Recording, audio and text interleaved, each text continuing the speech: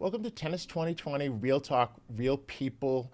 This episode is brought to you as an informational service of Austin Tennis Academy and EKH Media, where we're trying to be the conduit for information, not the filter. We've been looking at the COVID-19 epidemic, epidemic? Yeah, I guess that is kind of what it is. But looking at it from a athlete perspective and how is it impacting the college admissions and recruiting process for those that are getting ready to graduate from high school and those who will be graduating in the next couple of years. Today, our guest is Austin Tennis Academy athletic. Oh my goodness gracious, I'm at a loss for words today. It's been a while since I've done this. Austin Tennis Academy college prep head of school Carol Hagar, a good friend and someone who has stayed on top of this issue like no one I know. She's going to help us along and figure out what's going on. How you doing, Carol? I'm great. Thanks for having me. It's good to see you. Yeah, I talk about this almost every day across all kinds of things, and I'm like, epidemic. Oh, yeah, that's right. It's a pandemic. Um, Pandemic, epidemic. maybe it's It's just, big. Whatever it yeah, is, it's big. yeah. Maybe it's just nervous talking to somebody who is as deep into this subject as you are, and trying to get good information out to all of those people who are struggling to figure it out. Um, can you give us a broad brush of how the landscape looks in terms of has it remained fairly static? Has it changed a lot? Does it look like it's settled now, or is it kind of like an earthquake or molten lava where it's constantly flowing? In reference to just college admissions and high school graduations and all of that, I think that things are changing on a day-to-day basis. Um, I think these are very difficult decisions that people are trying to make based on health and finances and economics and how to marry those two together. Very, very challenging for leaders and decision makers. So I think I see that things are changing very rapidly in those decision making processes. But as far as what I think students and families are doing to prepare for what comes next, I think those things are probably remaining very similar to how they have always been. So what does similar look like? Because if we're, a junior, if you have a junior, you're probably just really digging into the college recruiting process. Can you educate us on a little bit from the academic side, how you kind of prepare? Is it about taking the PSATs or early SATs or ACTs? What are the kinds of things that you're doing to prepare for the recruiting and admissions process?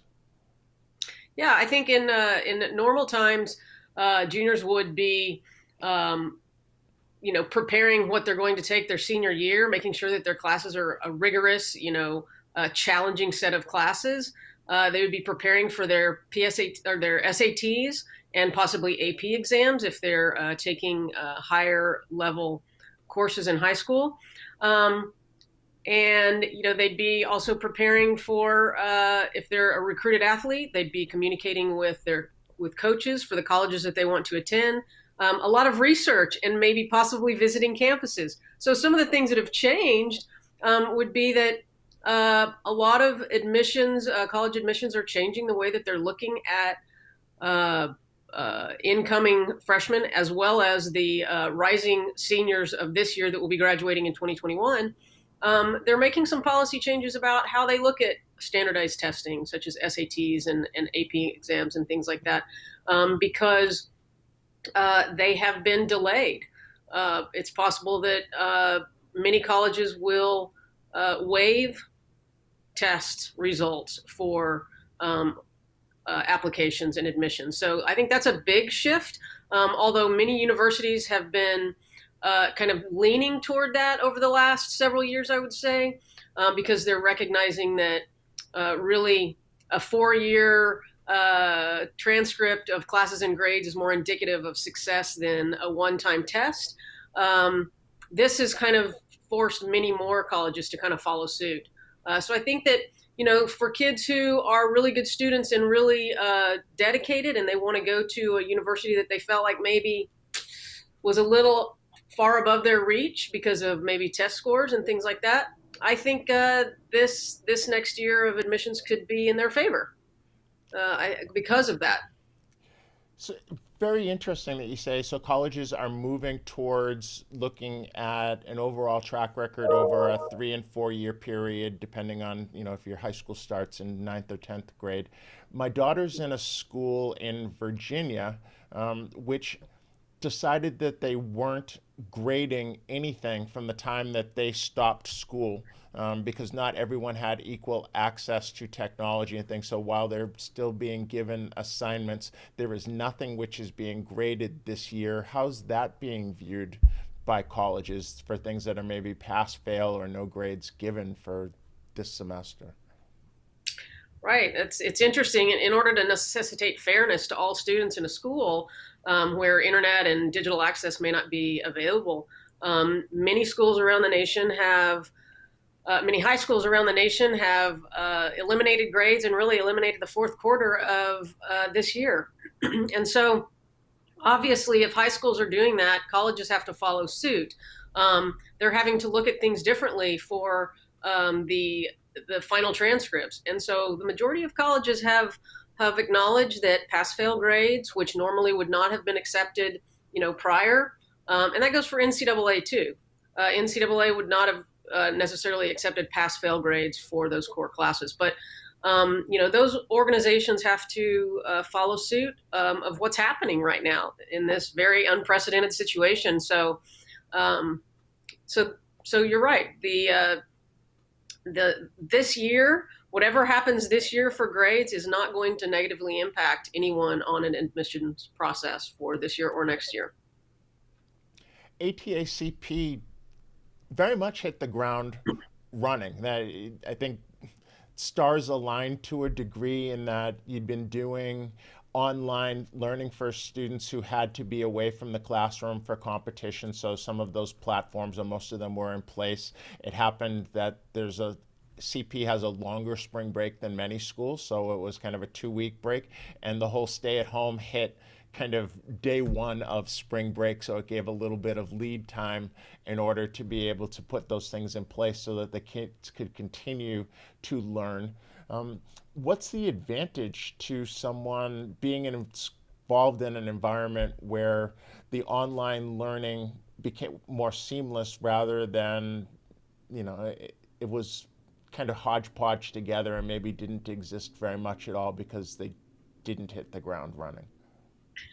Yeah, I think we were very fortunate. Number one, we're small, and I do want to clarify that our online learning is not like an online school. I mean, it is all teachers in the classroom, but because we are small and because we have had this platform, as you said, for students who have traveled for a week or two at a time, all of our teachers are well versed in how to bring people in through FaceTime or through Zoom meetings or through a kind of a virtual way of bringing them into the classroom where their other students are. So while we did have that 2 week spring break that was very, right at the time that everything closed down, while our students were off, our staff obviously did not have a 2 week break. We spent the majority of that really preparing for what we wanted this experience to look like for the remainder of the year for our students. And I think that other small independent schools and colleges have been able to navigate this much easier and quicker than some of the larger schools that serve a broader population. So, the CP staff, the CP staff and the students are actually finishing out the year very much like it would look if we were not looking at each other through a screen. They are completing final research projects, working with their writing coaches via Google Docs, which we do every year. A lot of these end-of-year projects for us are actually the perfect situation for this type of learning. They're deep projects that the students have to spend a great deal of time on their own, such as researching and writing. One of our did was to create a website based on a period in time that they were assigned. So all of these types of our geometry project, they just completed a scale project where they had to select some item in their home, something small, and scale it 10 times. So all of these types of projects were, like a lot of our education really engages the student in very, very deep work and deep research where they have to do most of the work, not the teachers at this time. So that type of learning lends itself very well to kind of this shelter at home. And I think the most thing that we miss, obviously, is just the daily conversations and communication and that sharing with the community. I think that's really what we miss the most. But from an academic standpoint, we are finishing strong. Our students will be taking finals next week. They're taking AP exams this week and next. And we will have a full transcript of grades by the end of this year. So I would say normally the kids transitioning out follow along the path of those that they've seen precede them, right? So last year's seniors spent the summer training and then went off to college. But now we're hearing just in the last few days or last week that many universities are forgoing the physical bricks and mortar experience for the fall. How are you right. seeing that that's changing the thought process of those who are matriculating from high school to college? Are they thinking about foregoing year, or how is their process or their thought process being impacted?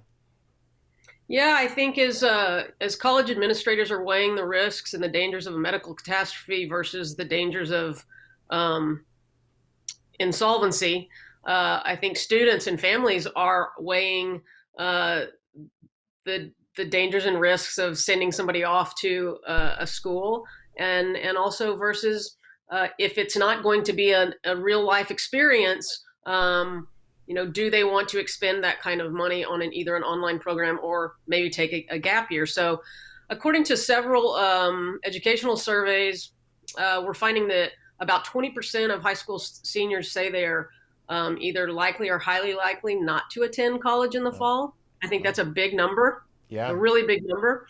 Um, and then about 25% of students are actually looking at changing their decisions from their original, like first choice or the school that they had originally planned to attend.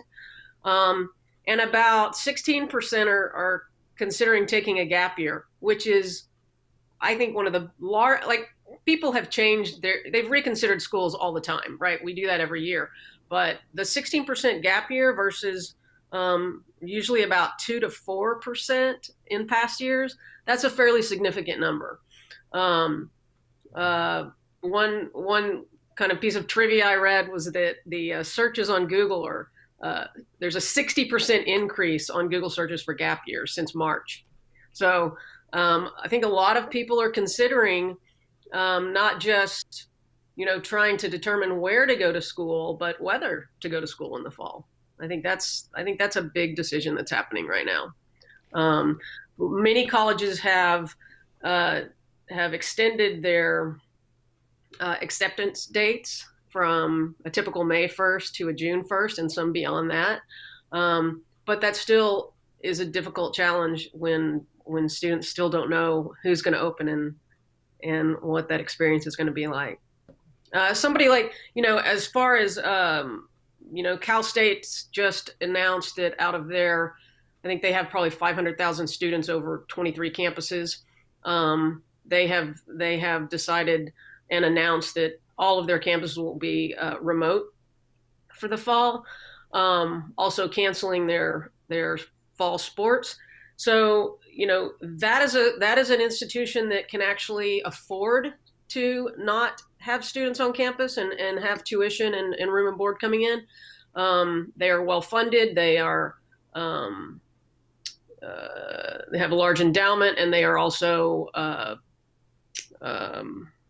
recipients of some of the $14 billion bailout from the United States government this year. So schools like that who have already set a precedent that we are not coming back in the fall, I would consider that other schools are probably going to follow suit. I think that maybe the smaller private schools that have less students and can kind of spread people out a little bit more, or maybe do some sort of a hybrid situation, I think that they're more likely to wait until July or August to make those decisions, which again makes that challenging for a student trying to determine where they're going to college. I'm interested in this gap year because I'm personally someone who took a gap year and then I actually did a PG year before heading to West Point. So, all of those things. But what does the numbers look like in terms of those who take a gap year and actually do fall back into the educational track as opposed to those that earn a living, start taking on some debt, and fall into a lifestyle of, okay, now I'm in the working world? Is there any information that you have on that? Yeah, and I think past trends are probably not going to be indicative of this period, because I think a lot of people who have done gap years in the past has been a set purpose. For instance, I'm going to do a gap year and work to save money, and I'm going to defer my enrollment 1 year, but they've already been accepted. So many students who have taken previous gap years, they've already been accepted to where they want to go, and they just defer enrollment for a year. Um, some students who have taken a gap year in the past, it's for personal growth reasons, and they had already planned that. I think this year what we're seeing is a lot of the students that are taking gap years are doing so for different reasons, changing financial circumstances. Perhaps they no longer can rely on the scholarship that they were given. Maybe they can for this first year, but they've already been told that perhaps future years they will not be receiving the same money. Maybe their parents have lost jobs. So I think this year's decisions are a little different. And so even though the majority of students who take gap years in the past, that trend is they take that gap year and then they move on to the institution in the next year, I think this year is a little more unknown because of all of the moving variables. Oftentimes, tennis students are very good academically, right? They're great kids. They're good academically. Their parents generally are people who have been successful, so they could afford to play tennis. They're not necessarily reliant upon college scholarships. The finances have been set aside long ago to be able to take care of that part of their educational path. Are you hearing that people are having to dig into those funds for just everyday necessities at this point in time? And is that impacting decisions that kids are making because maybe those funds, they're now looking to do a Division 1 because there's scholarships available as opposed to a Division 3 where tennis has really just been the differentiator between some other kid with great grades and great test scores? Is that impacting the finances at all?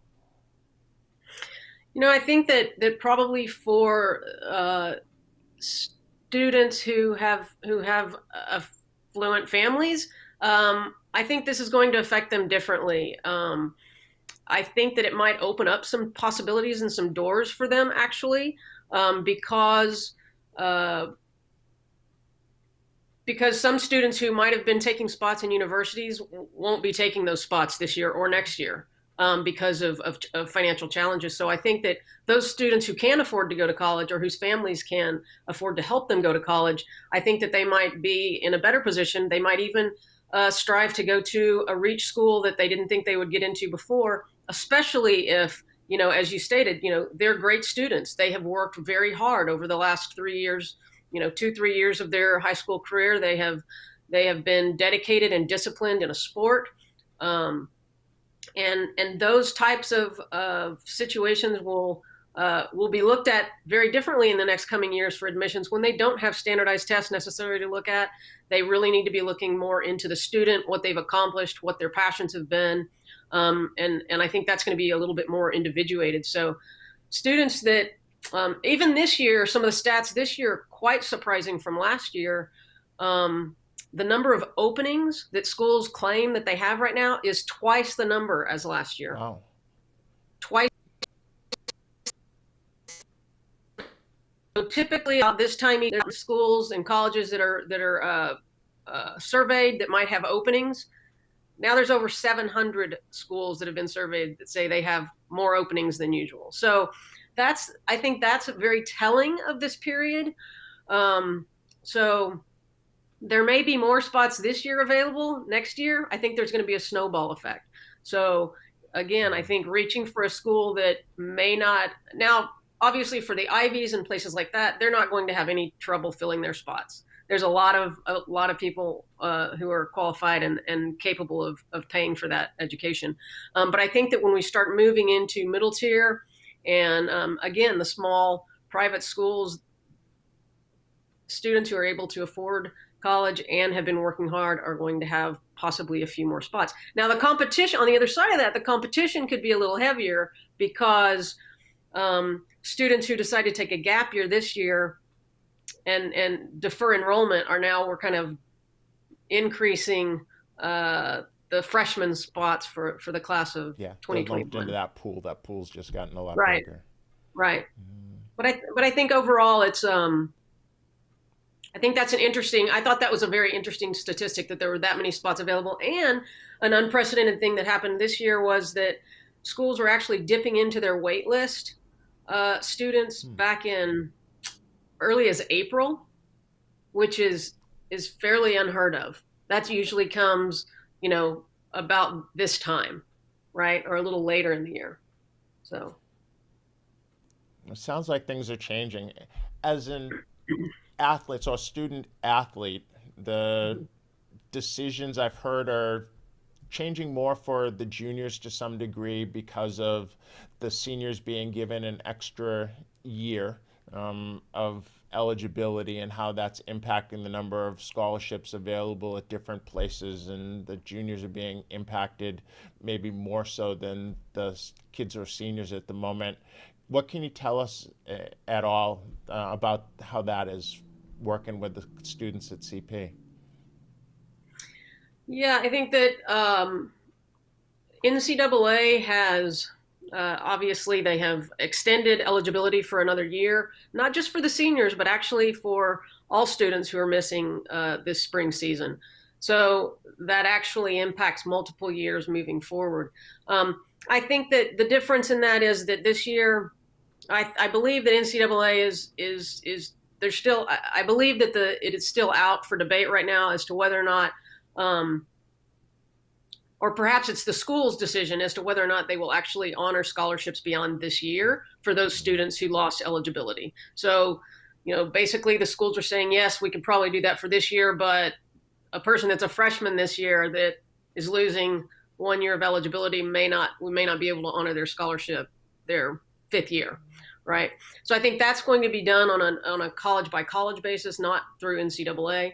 But NCAA has obviously, spring sports were canceled. They're looking at canceling fall sports for this next year. So the amount of scholarship available for athletes could become a little bit more competitive. Yeah, if we're losing football money, right, that could be exactly a huge impact, probably the greatest one so far. Yes, so basketball and football, which are high revenues for a lot of institutions, that if they're not able to have that, and enrollment is down and tuition is down, all of those things impact a university pretty dramatically. And we know that a university is a business. They rely on tuition and fees and money from their endowments, which obviously in the stock market right now has been devastating to a lot of college endowments. So, all of that money that is provided for scholarships is dependent on a lot of these things. So I think that whereas, the larger D1 institutions that are fully funded, they're fairly wealthy, and the Ivies and things like that, I don't think that they will be too much impacted with that. But again, kind of that mid-tier school where students are relying on scholarships, I think the competition will be a little heavier there.